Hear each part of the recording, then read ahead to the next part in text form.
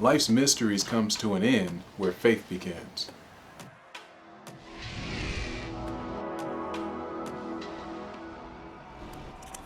The Oxford English Dictionary defines faith as complete trust or confidence in someone or something. Once you have reason to believe or have trust or confidence in someone or something, that is faith. Faith is not believing in something without evidence. How would you even know what to believe? The Bible calls that an idol. Idols are made up things that people believe for whatever reason. They just make them up. There's no evidence that they can do anything. Rather, real faith is based on evidence. I can have more faith in my family than another family because I know more about my family. Now that family may be trustworthy, but until I have evidence to believe that that's so, then I cannot really put my trust in them. It would not be wise for me to do so. Also, I have different levels of trust in family based on what I know about them. So my first point is faith is not believing without evidence. My second point is that faith can begin with inaccurate evidence, but it's evidence nonetheless. Normally, most rational people don't believe in irrational things. Like there's no reason to believe that there's a giraffe with a koala on his back, wearing a baseball hat, standing in your bathroom right now. That would be random. There's no evidence that that would be true. However, if someone was to tell me that someone's at the front door right now, that would be evidence that that's true, them telling me.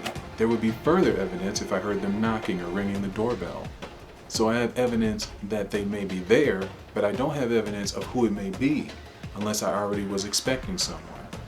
Here's how inaccurate evidence works. So let's say I have evidence that there was a home invasion last night somewhere in the neighborhood. I may base the person that's at my front door on that home invasion. And even if I am expecting someone, I may lean more towards the evidence of that being a home invasion and this being that person than the person I'm even expecting. The evidence of the home invasion is that they forced their way in. The evidence of the person I know is that they're knocking. But I can cross evidence and take evidence of one thing and put it to another. And many people do this in regards to God. They take evidence of one thing and they put it on Him. Or they take evidence of what they think His actions are, how they think He is, and apply it to Him without actual evidence of who He is. Now here's my third point. Faith comes by hearing. So faith begins by hearing or receiving evidence. Hearing, perceiving. Romans says in chapter 10 verse 17 that faith comes by hearing and hearing the Word of God. That's where faith begins, where you can place faith in Him the more you learn about Him. That's where faith begins for the Christian. Now faith can be increased, faith can be decreased, but this is where faith begins for the believer of God.